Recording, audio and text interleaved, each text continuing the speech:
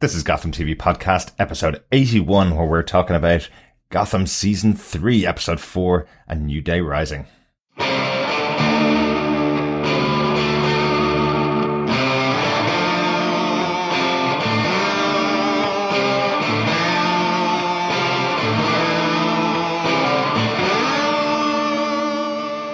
Hey, this is Drew Powell. I play Butch Gilzean on Gotham, and you are listening to Gotham TV Podcast. Hey there, Gothamites. Welcome back to our discussion about Season 3, Episode 4, New Day Rising. I'm one of your hosts, Derek. Hi, I'm one of your other hosts, John. Great to be back on Gotham on a regular basis, once a week, every week now. Absolutely. Thank the Jervis Tetch. Really good to be back podcasting on all things to do with Season 3 Gotham. It was a long wait, as we've already said, but great to be regularly podcasting. Absolutely. And what a great episode. Lots and lots of stuff going up on this episode. Yeah, this is another good episode of Gotham. I think, as it goes, they do ensemble really well. Mm-hmm. It's sometimes when they focus weirdly, I think, so it's when they focus on just maybe one aspect that sometimes it kind of just drops off. And I think now that they've kind of gotten into this groove of doing an ensemble piece literally every week so far in season 3, it's really stepped up a notch for me. Yeah. And again, I think this is a really solid episode of Gotham. Yeah, definitely. Cool. Well, I think it's time to get into it. And there is a reason behind why this episode had a lot of good connections for some of the main characters, mostly behind the camera and some of the people involved. As always, I'll tell you some of the background notes for the episode. This episode was written by, let's start with writing. It was written by Robert Hull, who's written 3 other episodes so far of Gotham. He wrote Mommy's Little Monster in season 2, Mag Grey Dawn, and Pinewood also in season 2. So lots of history within the Gotham show. And he'll be back for episode 10 of this season. And this episode was directed by Eagle Eggleston, who's been with us all the way back to season 1, from What the Little Bird Told Him, through Beasts of Prey, Last Laugh, A Dead Man Feels No Cold, and the finale of season 2, Transference. So he's really, really experienced in Gotham. And I think there's a couple of touches that we'll point out as the episode goes on that really show you his style within the show. Definitely. John, do you want to tell us what they gave us with your synopsis of this episode? Yeah, absolutely. Subject 514A, aka 5, or Emo Bruce, assists Selina in robbing a bar and rescues her when she is captured. But she sees the scars on his body and identifies him as an imposter. 5 admits he wanted to experience a normal life by socializing with someone, but Selina reassures him that he is quite normal, more than he thinks, and they kiss.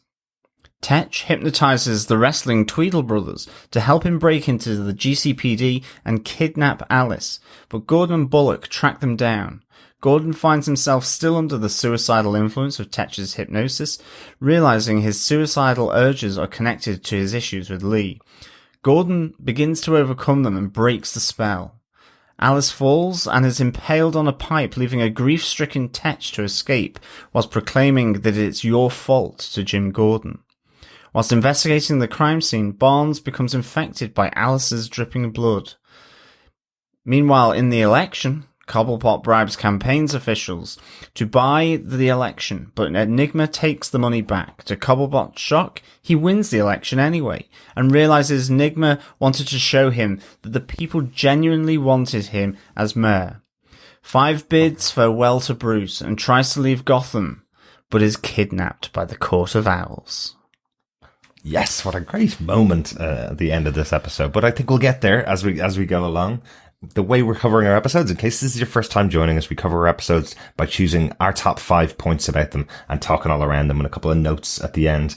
I think we're going to start off with a bit of love, John, are we? Yes, I think it is. I believe in Harvey Dent. I believe in Oswald Cobblepot. It's Oswald wins the election. Yes. Running as mayor, he is doing his utmost to win. Bribing the election board, bribing other officials, and a really interesting moment with both Enigma and with Butch Gilzean, where, they're kind of coming to sort of loggerheads. There's a real suspicion and distrust between them. Initially I was wondering, is this Butch making a play? I mean, he was, but in terms of not to kind of take over from Oswald or to kill him or something, but just simply to begin the running of the criminal underworld. You know, he would be in a high place. He could take the bribes. You know, he could allow the gang to really blossom with this new arrangement, with Oswald Cobblepot elected. He's elected anyway, but it all kind of reverses on him because Oswald is elected through his sheer personality, the fact that people actually do want him. And Ed Nygma has always believed in Oswald Cobblepot, and he wins the election. You know, this is Nygmobblepot realized. Writ large, really. The bromance, the love is there, and the chief of staff, not the chief of stiff, is going to be Ed Nygma. I know. That's really interesting. Yeah, really, really interesting turnaround. I mean, I can absolutely understand Butch's frustration where he's like, what? Now? Why? You know, I mean, kind of turning on the whole electoral strategy of Oswald's campaign, which was to bribe people. You know, Butch probably should be rewarded for that, I think. Whereas totally. Instead the rug is fully pulled from under his feet.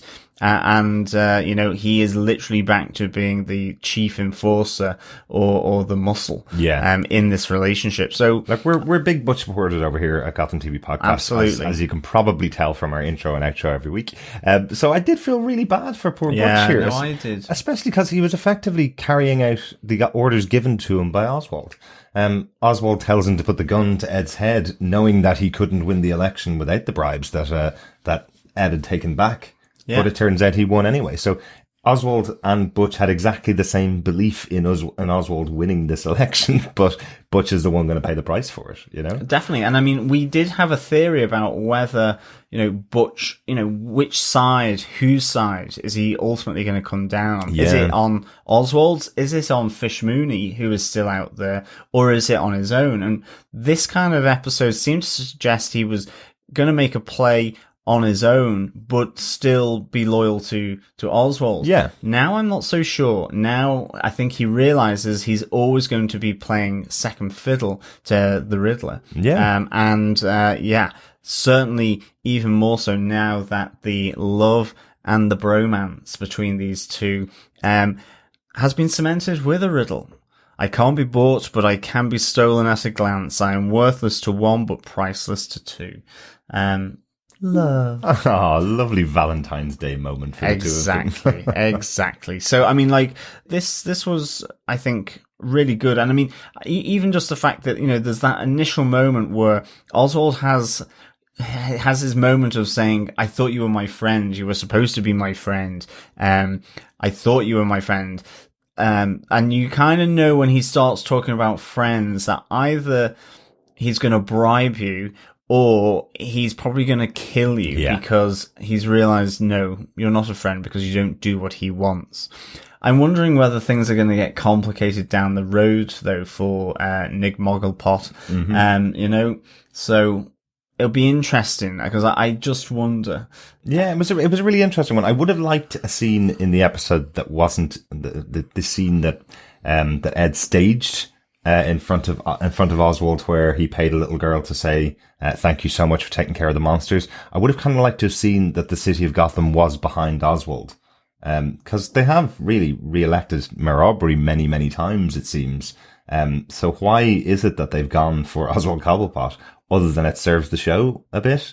I kind of was hoping that scene with the little girl, suddenly it makes sense to me. Of course, they can't trust their police force, so they're going for Oswald because he took out the monsters. Yeah. Yeah. And I mean, that was a great little scene anyway, because it made the point that Ed Nygma was trying to make, but like at the time, Oswald just didn't see it. Mm-hmm. But it did give you some explanation. And I agree. It was kind of like, I felt as though the election campaign was just starting, which it really was. And then by the end of the show, it's done, dusted, and he's elected mayor. Now, it's one of those things you've got to scoot through certain aspects. But of course. Again, I think this was really quite quick. But I mean, and unlike the real presidential elections in the USA, that doesn't happen. Oh, certainly not. No. Probably not even a mayoral election. But it is good to see that Oswald Cobblepot has consistently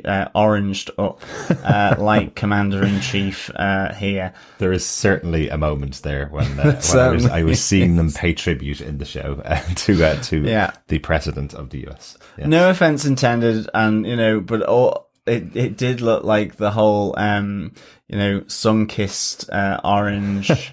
I was expecting the salty bedhead, surfer dude type thing as well going on. So yeah. But now I do remember complaining in season 2 about how quickly the election happened for James Frain's character in season 2, Theo Gallivan, how quickly he got elected to mayor. So maybe this is just how they do it in Gotham. You put up a couple of posters around the city, a little call out on a side street, and then suddenly the election happens. And in a day, done and dusted.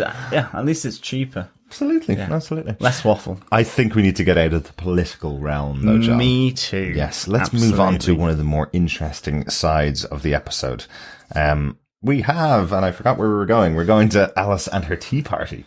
Big time, yeah. And it ended up being a fairly tragic tea party for poor old Alice. Yeah. But this was really, really good. I thought there are a number of things in this. First of all, just, the relationship between Jervis Tetch and his sister, she's absolutely petrified, but we start to get this realization that Tetch has been using his hypnotic powers, which she says is more than that. It really gets under your skin and controls your life.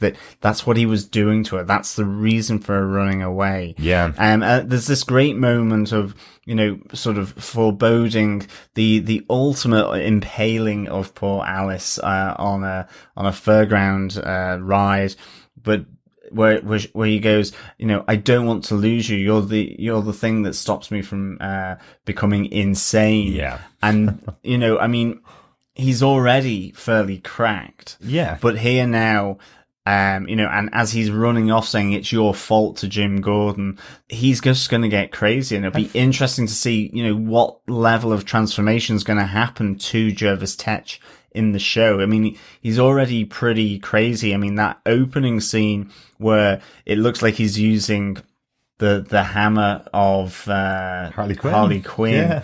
Yeah. Ding, ding, ding. He gets the bell on the power, on the test of strength. He gets it, but unfortunately, between the hammer and the pressure pad is someone's head. So or the janitor's head for the fairground storage. Yeah, this is definitely really, really cool. This is definitely one of the ones really I wanted to point out from Eagle Eggleston's direction in the episode. It's one that just stood out so well. I love the idea of the camera panning up as the bell rings and blood spatters across it. A really good little use of the camera in that scene. Really exactly, and but it's all about Alice's blood as well. She is the blood, and Jervis is the mind, and Jervis thinks that she completes him. I mean, one of the things I thought in this episode was I was surprised Alice was still conscious. She had so much blood taken out of her from Leslie Tompkins at the GCPD, and then by her own brother. But it was more for nefarious reasons. There was that moment where we all kind of probably thought, he needs her blood for his own powers. Yeah. That's where he's getting them from. But in the end, he says, this is probably going to go into a public fountain, and I'll create more monsters. Gotham is going to get more monsters. A really nice Joker callback. That's a really Joker kind of plan that you come up with, where you put it into a random water fountain kind of idea. Yeah. Definitely. So it was really, really good. Mm-hmm. I think the other thing about this whole kind of through line of Alice being kidnapped, broken out from the GCPD was also that we get to see the Tweedle brothers. Yes. And this is This is fantastic nod to the comics, Tweedledum, Tweedledee, as well from Alice in Wonderland. All of that. I mean, they show up in the Arkham City series of Batman video games, console games. So really, really cool to see the Tweedles in this episode. Yeah. Another part of the Batman canon brought to life here. Absolutely. So absolutely fantastic. Very long-standing characters. Have been around since 1943. Also created by Bob Kane, who was one of the co-creators of Batman, obviously. But yeah, they've been around for decades. They have generally been their own bad guys. They've been leaders of the gang. But I really like incorporating the two of them together. Is absolutely obvious that you would have Tweedledum, Tweedledee, Mad Hatter, and this character of Alice all really gathered together in one scene. Diva and Dumfrey, yes, were the two Tweedles. That's right. And they, just like in the comics, the same they names, got twaddled by the GCPD. No, they were still there, but two of the other brothers didn't. Yeah, two of the other brothers didn't, and neither did their masks. Can't remember what Bullock called them now, but yeah, they like to get buried in them, and he used that as a good old bargaining tool in the interrogation. Did learn a nice little bit about Harvey's past there, that his dad used to bring him along to wrestling matches in the old days, so he knows all about these guys. So really nice little use of Harvey's history there, which is always good to see. Yeah. I mean, I think as well, this is a strange relationship between Alice and Jervis Tetch, and I think the other great little kind of contrast, or not contrast, but the comparison was that, there was a nice other strange relationship in this episode of Jim Gordon and Leslie Tompkins, and it kind of plays within and mirrors everything that seems to be going on between Alice and Jervis Tetch to some degree or another, and there's some really good moments, I think, within this episode between Jim and Leslie, where, we get a bit more of a window into that whole area where Jim goes to the other city and sees Leslie laughing away with Mario. That's right. I thought, I just thought this was a really nice little touch. I know we can't change the past, Leslie says, but there's a difference to moving on and letting go. And this is in response to effectively Jim clamming up, being about as emotionally reactive, as a dead cat.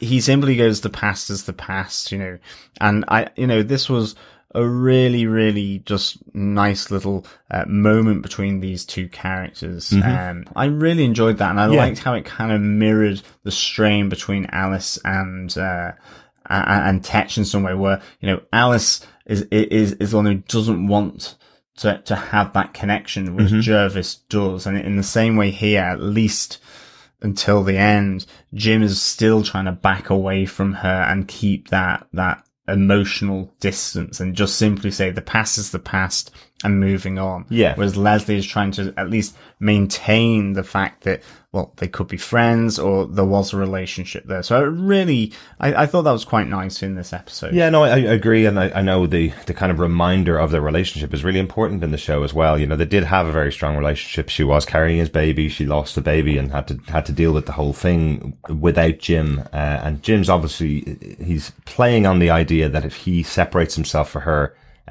he'll be happier, or she'll be happier in her life if he steers clear of her, which is what is eating him up inside. It's what Jervis has attached to and is driving him to kill himself throughout this episode, all the way through it. So really good that they've used Leslie as a character to bring him back from the brink. It's something that he needs. He needs to have some kind of grounding. Everybody else that he works with or is around seems not to be able to do anything for him, anything to help him get off this kind of cliff that Jervis pushed him over the edge of. So yeah, and it's really interesting to see that hypnotic conditioning, that impression that Jervis has had, it is still there with him every time the tick tock goes of a clock, or indeed a pelican crossing.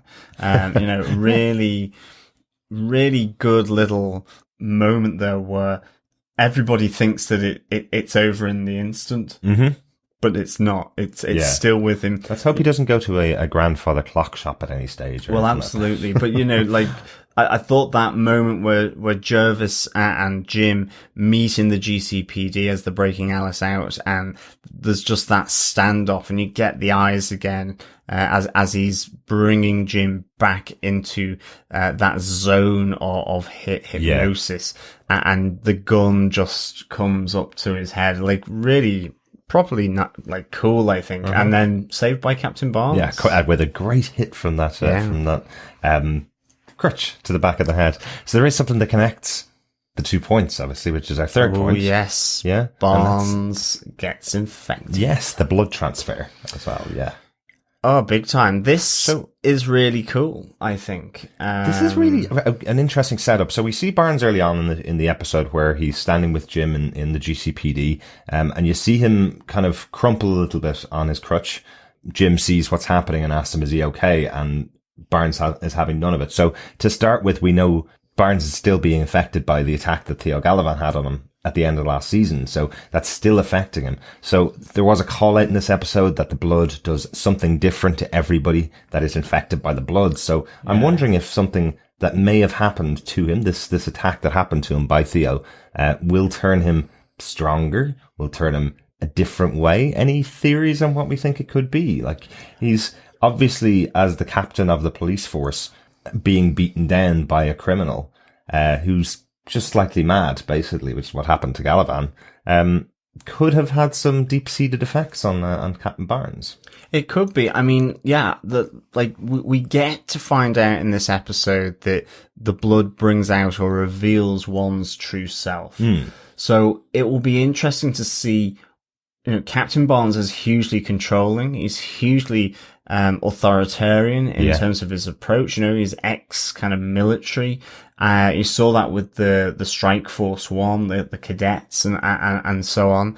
But at the same time, he's gone through a series of, like, in effect, setbacks. You know, he was brought in to clean up everything, the GCPD and Gotham, and instead things have gotten worse under his watch. He's effectively had bad relationships with Jim Gordon, who was, you know, at one point his second in command. So, you know, how has that affected his true self, and how will that manifest through being infected then with this drop of blood? So I can't really wait to see what happens here. I'm not entirely sure of a character off the top of my head. I really can't think, and maybe again it's a new character to the show. I mean, you know, so it'll be interesting to see what they do with an infected Captain Barnes. Like, I'm wondering, because he only got a drop, will he feel an effect that improves the condition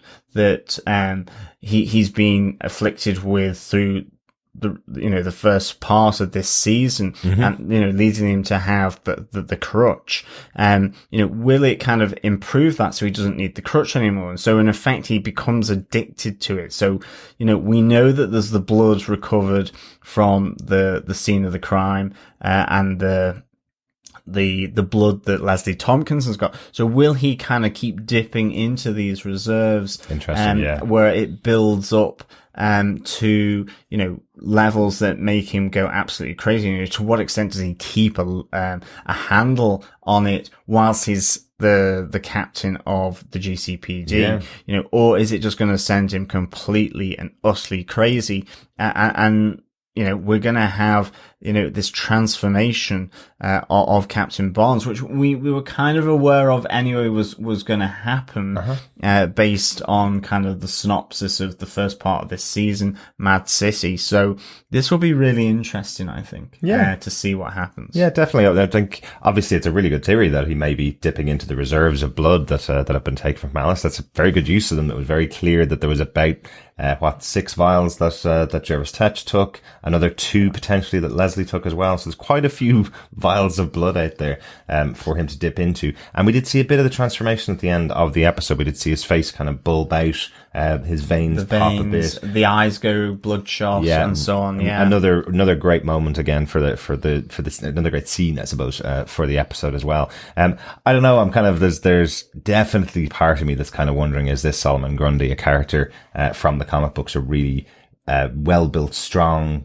character? That's true, but he's effectively dead, isn't he? So yeah, I mean, yeah, it could be absolutely. So that they could be changing something up. It could be a new character. Yeah. We don't know. And again, let's say he's dead by the time Batman gets around. Yeah, but the one thing we do know is that GCPD forensic unit, the CSI, effectively, they don't clean up the crime scene very well. Like, you know, I was just thinking, okay, they know her blood is dangerous. Yeah.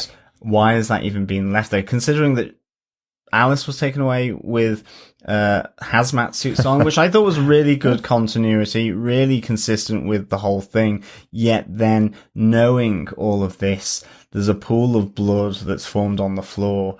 It's unfortunate that poor Captain Bonds looks up as the drop goes in, but I did think you really need to clean up after yourselves. Certainly when dealing with infectious, hazardous material. But hey, it wouldn't be Gotham without that. Absolutely, absolutely. Yeah. It's an interesting development to see what happens in future. Tell you who else could clear up the streets of Gotham. We got 5 with his kick-ass fighting moves in this episode. Yeah. Not bad. Emo Bruce. This guy knows how to kick some butt. Again, this is another element of this week's episode that I just thought was superb. Was Emo Bruce fighting kick-ass style, but also just that moment, those relationships with Selina. Yeah. You know, it was really kind of touching. It was melancholic in a way. You know, that I've never had any friends before. I don't know why I'm here. I just thought that was just really good. And you know, even though Selina has realized that he is a fraud, that it's not Bruce because of the other scars on his body after he's been knifed protecting her. You know, she still is there and hangs around helping him. Like I thought that was really cool, actually. And I really like that whole moment on the top of the roof where the pigeon coop is, where he's saying that I don't know what I'm here for. I don't know why I was down in Indian Hill. You know, why did they do this? Why can't I feel pain? He didn't even know that he looked like Bruce Wayne until, you know, a few days ago. So like, it's a really sad story. And I think Selina, probably by the fact that he looks like, normal Bruce, real Bruce, that, you know, she's really caring for him. And I think it's kind of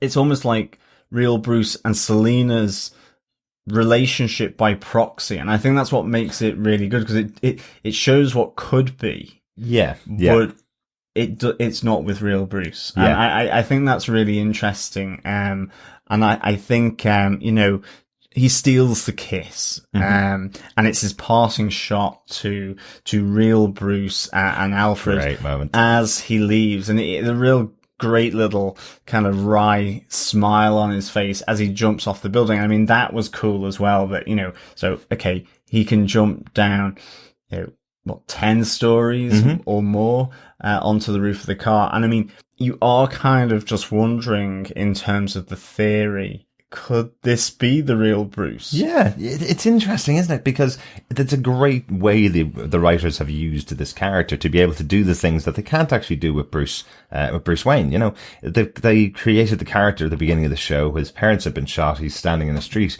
and then we've pretty much followed his day-to-day life, apart from the time he spent skiing over in the Alps. But we've kind of followed his day-to-day life as we go.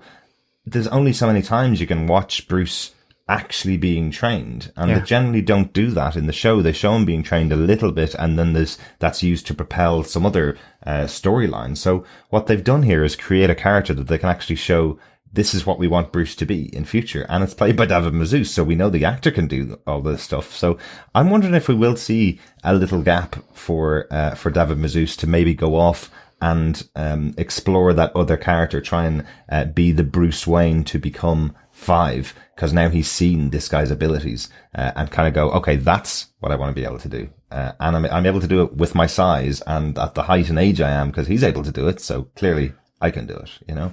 Yeah, but he's also been like developed. It's not just a lucky for Bruce Wayne. Of course. It's a war machine almost. It's you know, he's impervious to pain. He can fight without having ever been trained. Yeah. He can now jump between buildings, presumably, as much as he can fall and land controlled down, I don't know, 10 stories or whatever. Yeah. So, like, all those traits you could apply to Batman. Mm-hmm. Absolutely. And so that's really interesting to see. And I mean, I suppose I do like the fact that all this whole stealing of the kiss, these awkward teenage moments, you know, it captures Alfred in the cage where, you know, real Bruce is effectively saying, you know, she kissed him because she thought it was me, you know, all that, you know, you know, Alfred, you know, you've done advanced interrogation techniques. Was he lying about it? You know, there's all these awkward questions being fired by a teenager to Alfred, who really just wants to kind of get on with being Alfred. Just make tea. And I love that awkwardness. And then Bruce finally settles on the fact that, oh, she probably just thought it was me. Yeah, of course. You know, so I'm going to absolutely love it when she probably tells him the opposite. But in fairness, it was him that stole the kiss. Yeah. You know, in that sense. So, you know, I thought that was a nice little moment from all of this as well between Alfred and the real Bruce. Just talking over those feelings and new emotions and all of this that come through. Yeah. At that age, I suppose. So there's never a time I don't feel sorry for Alfred when he's put in these positions. He doesn't have any kids of his own, yet he does have to have these conversations with Bruce as he grows up, and these things happen to him, you know. It does tend to be with poor Selina, is now in between the two Bruces. So interesting again that what we see at the leaving part of 5 when he's jumping off the building, he does say, "She won't see me again, and neither will you, Bruce." He's about to leave the city, so nobody is looking for 5. Everybody's expecting that he's gone from Gotham and we'll never see him again. Yeah. But on to our final point. Bruce's parents return? Absolutely. Bruce Wayne's parents return. But in this case, it's emo doppelganger Bruce and his parents. Yes. The Court of Owls. I love the fact that she goes, "Well, we're your parents," with the window rolled down on the car, as she comes with Talon or Proto Talon to kidnap emo Bruce. But I think it's what she says as well. She says, "You could be Bruce Wayne. You could be so much more." And this is where those who like developing theories, speculation could just go, does he replace real Bruce Wayne, but ultimately carries on the flag of being Bruce Wayne, in terms of fighting, in terms of fighting crime and so on, becoming the Batman as he gets older? Or is it just that, as you say, real Bruce takes inspiration from emo Bruce in determining what he's and who he's going to be? And that's probably the right way, but I just can't stop kind of theorizing and speculating that the Bruce we followed for 3 seasons may no longer be our Bruce by the end of this season. Yeah. I don't think that's going to happen in the slightest, and it's pure wild speculation on my part. I like it though. I kind of just like that idea that the real Bruce ultimately is replaced by emo Bruce, but emo Bruce becomes Bruce Wayne and then obviously the Batman. That gets so confusing. But yes, I'm interested. It's an interesting theory. We will definitely be watching out for that in the future. And the Court of Owls confirm that I'm wrong, I would say. We'll see. And the Court of Owls are back with Talon, showing that they were the ones involved, obviously, as we knew from earlier on in the season. They were the ones involved in the development of this character. They make the point that he is developed to be Bruce Wayne, so they did develop him for that reason. So we knew that was part of the theory. So really interesting to see what happens now. So some of our theories about him being mistaken for Bruce in the future and getting killed or getting captured as the mistaken Bruce Wayne were wrong. They knew exactly who they were looking for, and they did catch him on the street. Yeah, that's our top 5 points for this episode. John, I'm gonna grab a couple of notes, I think, on the episode. Have you got any particular notes? I've got 1 or 2 here. I absolutely loved Barbara's line about being asked, is there any muscle in Gotham? We need someone with a little bit of flair. When she says, it's Gotham, baby. Everybody's got flair. Absolutely love that little moment from Barbara. It was a great line. I think as well, you know, you're in here again, asking for things so often. It's like we're married. Yes. Scary thought. You know, again, you know, Wonderful Barbara. Crazy Babs, is really good. And I love her interaction with Jim always. I think I'm going to enjoy her interaction when she finally sees Leslie back in town. I wonder if this is how it's going to leak that Mario is Falcone's son, whether that's going to leak back to Jim, via, Scary Babs. Maybe. I just wonder. But again, I love the Selena and Alfred. You know, they've had a bit of a tumultuous kind of relationship, but I love when, you know, hero Bruce or aggressive Bruce, emo Bruce, after the fight, she's kind of going props to Alfred on his training. You know, thumbs up for Alfred with his training. I love that moment where she, you know, she thinks it's real Bruce. Absolutely. So all like some really, I don't think there's a weak part of this episode for me. I really enjoyed absolutely all of it. Another couple of quick ones. Loved Alfred's little shout out about the car, the fact that it's left in the Narrows. Again, another callback to Dark Knight. It's left in the Narrows, and he's happy that he got more than the hubcaps back. Enough to tow away, he says. And one for me that I just thought was fun, was the fact that Alfred used the phrase, "Where the dickens is this kid?" The reason why is because one of my school teachers used to use that phrase all the time. And I know it's from a novel. I know it's a literary phrase because, he was English and was an English teacher, obviously, in our school. And he used to use this phrase, "What the dickens?" When you're a teenager in an Irish school and somebody's using that phrase, it does make you laugh quite a lot. So I was happy to see somebody else use it in the correct way, in a TV show. So thanks for that, Sean Pertwee, and thanks for that, Alfred. That's all my notes. Anything else, John? No, that's all my notes as well. Thanks for joining us for this episode, our top 5 of Gotham Season 3, Episode 4. One more big point to note, obviously, we do have our Bullockism of the week. This week, a couple of little candidates in there in the episode.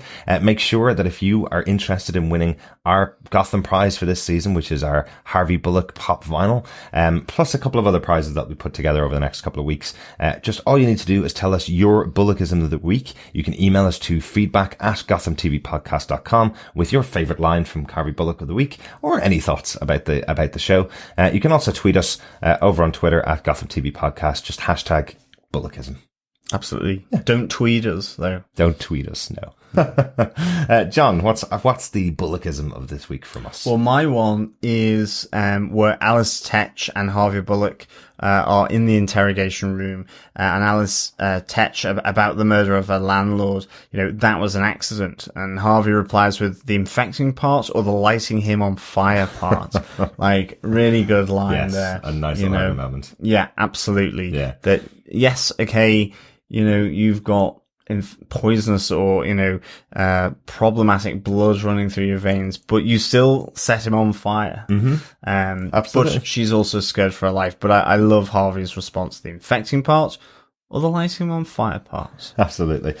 My other one for the episode was Captain Barnes speaking to Harvey, where he says, "You are following some misguided notion about friendship. James Gordon is going to get you killed one day. You get that?" And Harvey responds says, "Maybe, but until that day, I will never turn my back on him." Good old hero moment for Harvey. Absolutely, yeah. I love those just as much as comedy moments as well. I really like him getting some nice hero moments. Yeah, that's a great line for Harvey. Definitely. Yeah. So on to feedback. So remember, if you have any thoughts or discussion or comments on any episode of Gotham or the season so far, please send them in to feedback@gothamtvpodcast.com. Remember, you can also leave any feedback, discussion or comments at our Facebook group or page. Just go to Facebook and search Gotham TV Podcast and join our group over there and like our page. And of course, as always, there is at Gotham TV Podcast on Twitter, where you can send in comments. Obviously,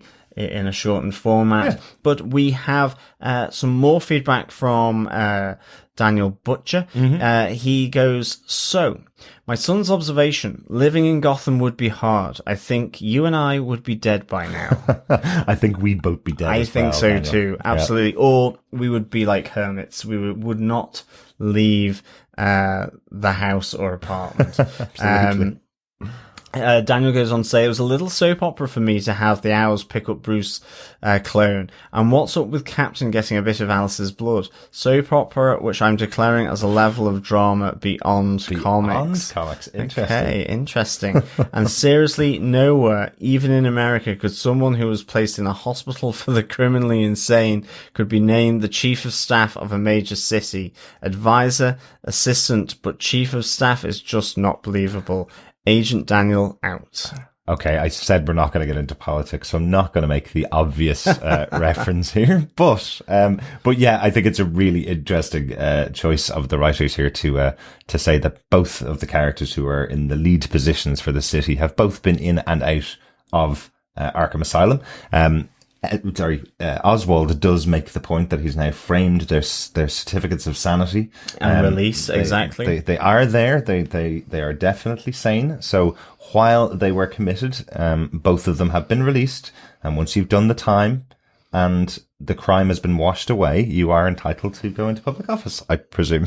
I'm not sure whether it would get by in 2 days in any other country, though. No, probably not. I mean, absolutely. I suppose that's where you suspend disbelief for that split second when this is going on. But it is funny, absolutely. I mean, yeah, there's a lot of moments like that. But I think they're beginning to be, an acceptable part of Gotham as to how they're doing it. Mm-hmm.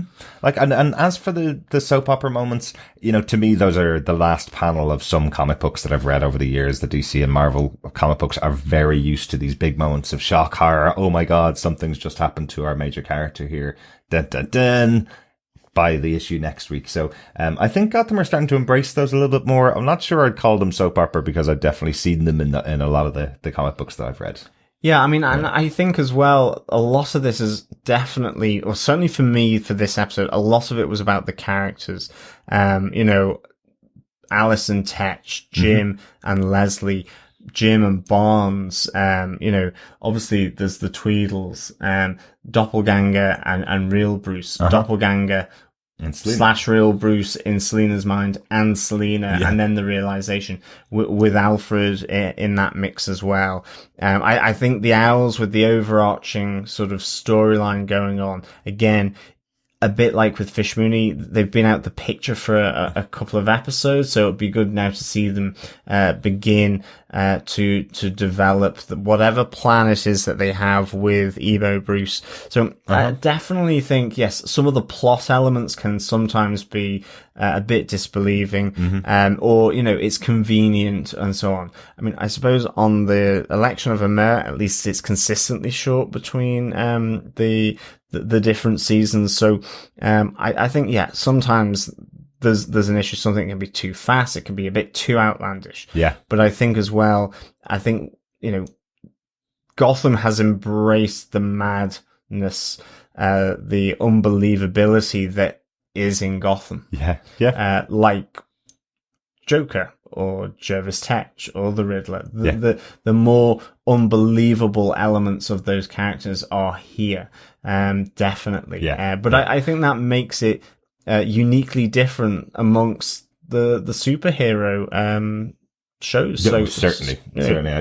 TV. I can certainly think of one of the shows that has a lot more soap opera than Gotham does.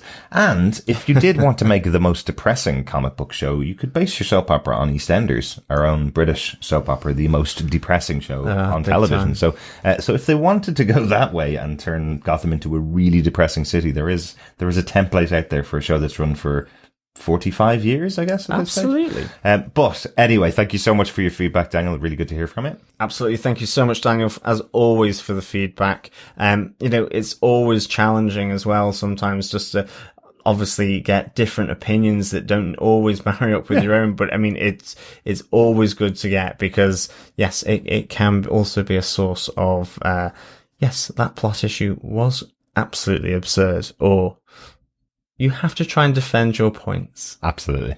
So there was just one little bit of feedback that we forgot to mention in last week's podcast episode. Hello from Bob in Canada. He goes, I cannot believe how behind you are in Ireland.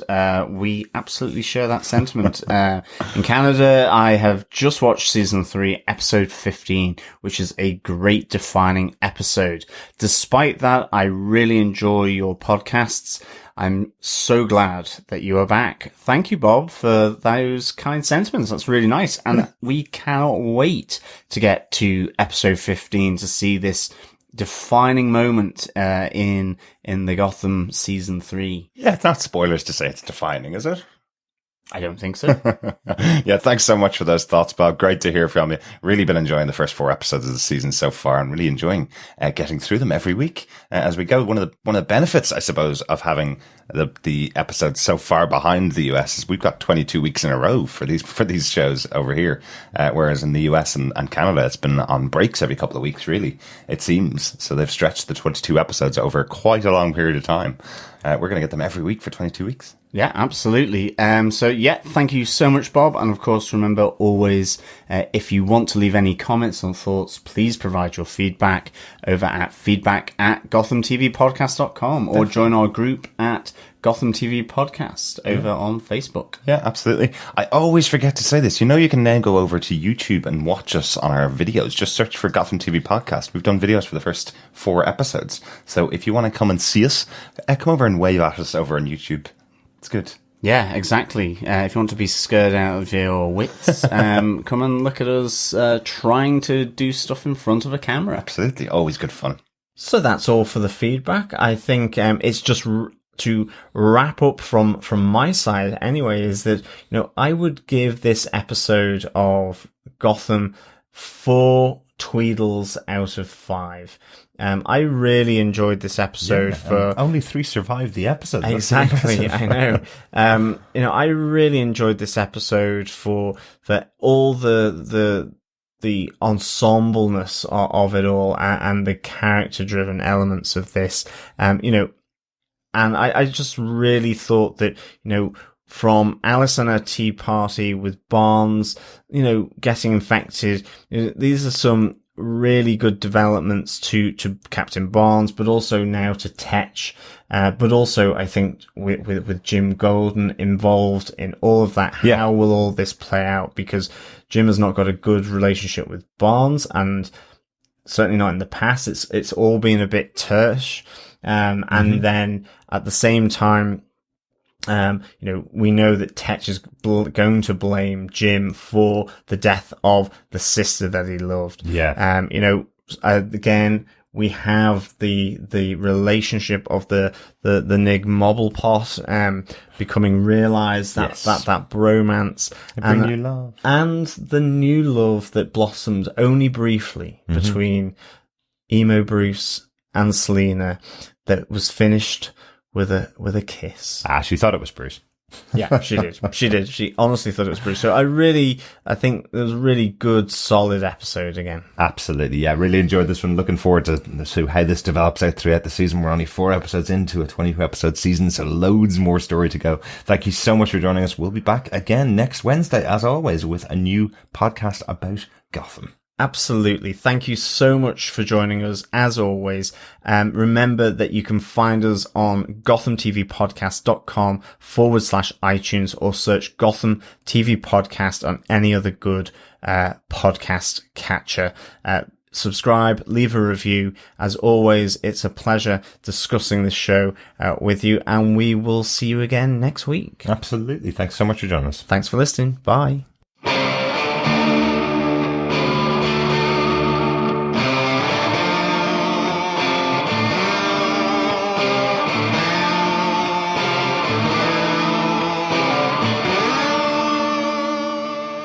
Thanks for being a Butch supporter. Butch loves you, baby. Thanks for listening to Gotham TV Podcast, a TV podcast industry's production.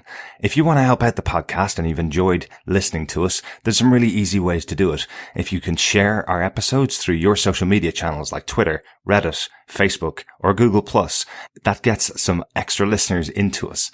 If you want to leave us a review on iTunes or a rating, just leave a 5-star rating, click the button, or go to iTunes through gothamtvpodcast.com/iTunes. We'll take you straight to our page and leave us a review or a rating there. That always helps out independent podcasts. And also, as always, we love to hear your feedback about the show's interaction with our audience is what we really, really love. So you can send us feedback to feedback@gothamtvpodcast.com. Thanks so much for listening, and we'll talk to you next time.